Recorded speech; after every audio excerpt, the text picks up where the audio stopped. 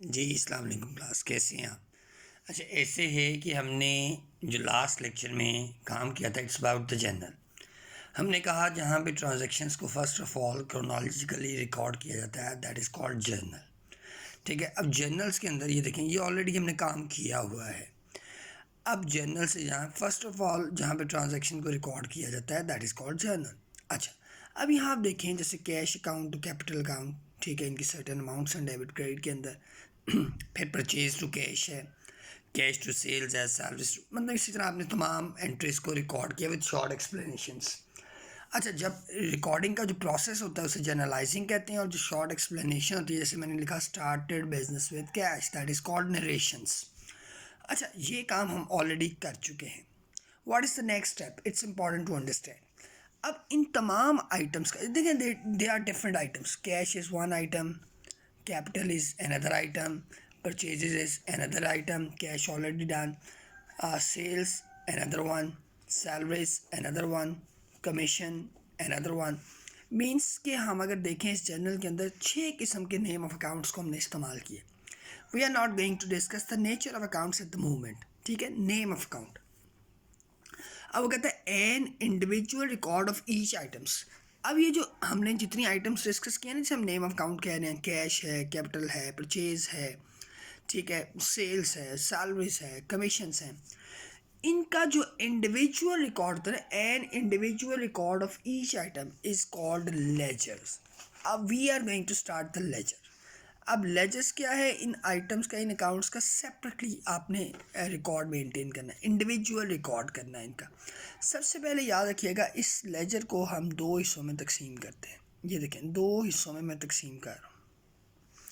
अब देखें, both side seems like identical one, इधर भी कुछ नहीं है, इधर भी कुछ नहीं है। हाँ, जो लेफ्ट हैंड साइड है it's dealt for the debit point of view, ये डेबिट है, और ये वाली जो साइड है दैट इज़ क्रेडिट। अच्छा, अब जो हम फर्दर बात करेंगे उसमें, अब हम क्या स्प्लिट कैसे कर रहे हैं? पहले कॉलम डेट, फिर पर्टिकुलर्स आप लिखते हैं, डिस्क्रिप्शन लिख दें, ठीक है जी, डिटेल्स लिख सकते हैं। अब आप लेजर फॉलियो लिखें, सॉरी जर्नल फॉलियो लिखेंगे क्योंकि जर्नल से पोस्टिंग होगी, और इवेंचुअली अगली बात करेंगे हम अमाउंट की। ये हमारे पास फर्दर एक लेफ्ट हैंड साइड जनरेट हो गई। अब क्योंकि मैं इस कह रहा हूँ कि ये आइडेंटिकल हैं, तो सेम साइड आपने उधर भी मेंटेन करनी है, यानी कि यही डेट का कॉलम फर्स्ट, फिर वही जनाब नेक्स्ट कॉलम पर्टिकुलर्स का, फिर जो नेक्स्ट कॉलम होगा it would be about general folio, and later on the last would be the amount one. देखिए, तो ये देखें, अगर हम देखें दोनों की शेप्स दोनों साइड्स की, तो both sides are same one. ये जो डेट से पहले लाइन है इसमें ज़रा डार्क कर रहा हूँ, ये इसको ताकि सेग्रीगेट कर रही है कि लेफ्ट हैंड साइड डेबिट है और राइट साइड क्रेडिट है। अच्छा, अब जो इम्पॉर्टेंट चीज़ है अंडरस्टैंड करने की, हमने उसकी तरफ मूव करना है। रिमेंबर दैट वन, कि जिस भी अकाउंट यानी कि जो भी आप नेम ऑफ अकाउंट या आइटम का लेजर्स बना रहे हैं, वो उस आइटम, उस पर्टिकुलर लेजर के अंदर उस आइटम का जिक्र नहीं आएगा। लाइक लेट्स सपोज मैं जैसे कैश अकाउंट बना रहा हूँ, याद रखिएगा जब हम लेजर अकाउंट बनाते हैं तो ट्रांजैक्शन का only one aspect is going to be record, एक पहलू को हम रिकॉर्ड करेंगे। एंड डेफिनेटली अगर मैं कह रहा हूँ मैं कैश का लेजर बना रहा हूँ, तो फिर मैं कैश को यहाँ पे मेंशन नहीं करूँगा, तो then I am going to record the other aspect of cash.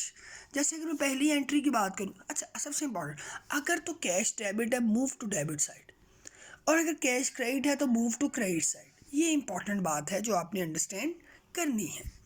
अच्छा, अब इम्पॉर्टेंट चीज़ ये है, जैसे मैं पहले अगर ट्रांजैक्शन को देखूँ तो वो बनती है cash account and capital account. Here I'm going to generate a cash ledger account। तो मैंने सिर्फ कैश को अंडरस्टैंड करना है। अब कैश अगर डेबिट है मूव टू डेबिट साइड। अब पर्टिकुलर्स में लिखना क्या है? मैंने कहा कैश तो नहीं लिखेंगे क्योंकि जिसका लेजर अकाउंट बनता है उसका अपना नाम नहीं आएगा। तो अब कैश के ऑपोजिट में जो अदर एस्पेक्ट है दैट इज कैपिटल, वो क्या है?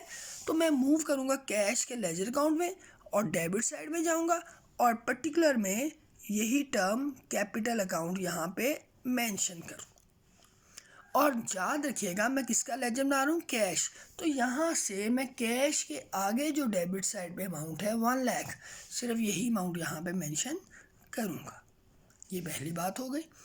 अब दूसरी ट्रांजैक्शन को देखूँ तो उसमें परचेज अकाउंट और कैश। अब मैं परचेज का लेजर तो नहीं डिफाइन कर रहा या ड्रॉ कर रहा, I am going to generate a cash ledger at the moment.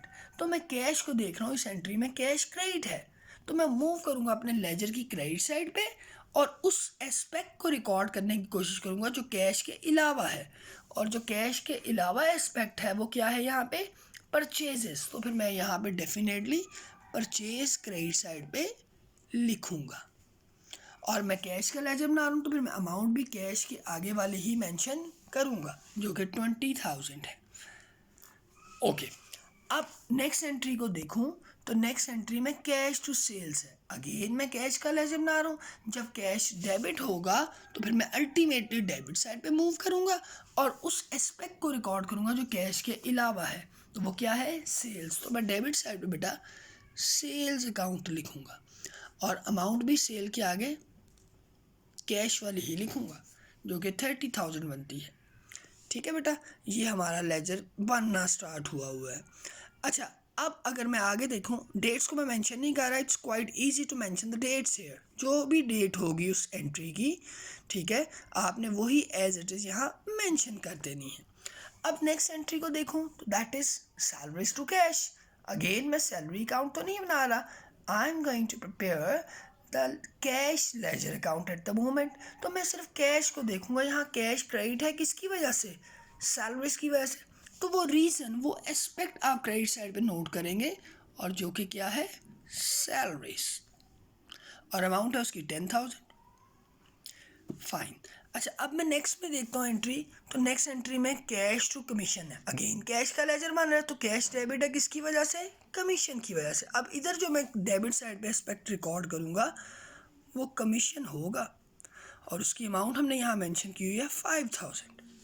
ठीक है, फाइनली जितनी ट्रांजैक्शंस मेरे पास अवेलेबल थी उसकी मदद से मैंने कैश का लेजर अकाउंट बनाया। अच्छा, अब इसमें जो लास्ट बात है which is very important to understand कि जनाब आपने इस लेजर को क्लोज भी करना है और ये बताएगा कि कौन सा बैलेंस है आपके पास। अब देखें, सवाल पैदा होता है, आपके पास दो साइड्स हैं, एक डेबिट साइड की अमाउंट है और एक क्रेडिट साइड की अमाउंट है। अब देखना ये है कि कौन सी साइड बड़ी साइड है। जैसे जो भी साइड बड़ी होगी उसका टोटल हम दोनों साइड पर मेंशन कर देंगे, डेबिट साइड में भी और क्रेडिट साइड में। अब देखें यहाँ पे मेरे पास ये साइड बड़ी लग रही है 1,35,000, ये मैंने यहाँ भी लिखी और यहाँ भी लिखी। इसका मतलब है डेबिट साइड बड़ी है। कौन सी साइड से, क्रेडिट साइड से। सवाल पैदा होता है कितनी बड़ी है। तो अब आप क्या करेंगे, इस 1,35,000 में से इस 20,000 को भी लेस करेंगे और 10,000 को भी लेस करेंगे। तो जो रिमेनिंग है 1,05,000 यानी कि 1,05,000, 1,05,000 रुपीज़ जो है, ये रिप्रेजेंट कर रही है इस बात को कि जनाब आपकी डेबिट साइड जो है क्रेडिट साइड से इतनी बड़ी है। और ये जितनी बड़ी होती है इसको लिखते हैं एक सर्टेन नेम के साथ, that is called balance carried down, कि ये क्लोजिंग बैलेंस ऑफ कैश है एट द मोमेंट जब आप अपने बिजनेस को क्लोज कर रहे हैं। ठीक है बेटा, तो ये कैश का लेजर था। इसी तरह हम कैश के बाद नेक्स्ट जो आइटम है वो बनती है कैपिटल अकाउंट। ठीक है, तो मैं अब कैपिटल का लेजर बनाता हूँ। That ledgers are also called as a T account. ये टी अकाउंट के नाम से भी आता है। ये देखें, ये टी बन गई, ये एक T12 हो गई। अब आपको पता है रिकॉर्डिंग का वही प्रोसेस है, वही सारा फॉर्मेटिंग है which I already taught you just moments before. अब मैं आपको रिकॉर्डिंग के पॉइंट ऑफ व्यू से ही बात बताऊँगा। इसको भी आपने ऐसे ही रिकॉर्ड करना है, ऐसे ही दोनों साइड पे आपने यहाँ पे जो अकाउंट्स ड्रॉ करने हैं, यानी कि जो फॉर्मेट ड्रॉ करना है जो ऑलरेडी यहाँ पे आपने ड्रॉ किया है। और पोस्टिंग का क्राइटेरिया भी वही आपने रखना है जो आपने ऑलरेडी फॉलो किया है। ठीक है बेटा, अब देखिएगा मैं कैपिटल अकाउंट बना रहा हूँ। अब मैंने कैपिटल को देखना है, ये डेबिट साइड है और ये बेटा उसकी क्रेडिट साइड। अब जिसका लेजर अकाउंट बना रहा हूँ, I am just going to considerate only on that particular account which is capital account at the moment. मेरी कंसिडरेशन में वही नेम ऑफ अकाउंट आना चाहिए which I am going to prepare at the moment. ठीक है बेटा, अब मैं यहाँ पे कैपिटल अकाउंट बना रहा हूँ तो मैं इस कैपिटल को ही देखूंगा। अब मेरे पास ये कैपिटल अकाउंट क्रेडिट है तो मूव करूँगा मैं क्रेडिट साइड पे। ठीक है, अब क्योंकि क्रेडिट में क्यों किया, क्योंकि ये जो मैं ट्रांजैक्शन लिखने लगा हूँ इसमें कैपिटल अकाउंट इटसेल्फ क्रेडिट है। अब ये क्रेडिट है, हमें पता है कि जब लेजर्स बनाते हैं तो एक एस्पेक्ट को रिकॉर्ड करते हैं।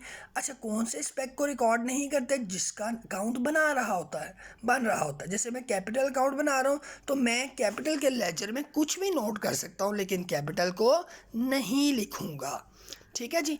अब आप एक बात देखिए बेटा कि मैं कैपिटल अकाउंट तो नहीं लिख रहा लेकिन कैपिटल अकाउंट क्रेडिट है किसकी वजह से, कैश की वजह से। तो मैं फॉरेन कैपिटल साइड पे पर्टिकुलर्स में कैश अकाउंट लिखूंगा और उस अमाउंट को क्रेडिट वाले साइड पे लिख दूंगा। अब मैं बाकी ट्रांजैक्शंस अगर पढ़ूं तो परचेज टू कैश है, कैश टू सेल्स है, सर्विस टू कैश है और फिर कैश टू कमीशन है। मींस के आगे किसी भी एंट्री के अंदर, ठीक है, मुझे कहीं भी कैपिटल अकाउंट नहीं नज़र आ रहा। इसका मतलब है इस लेजर में मज़ीद कोई भी पोस्टिंग नहीं होगी। ठीक है बेटा, अब आपने वही काम करना है जो साइड बड़ी है दोनों साइडों पे।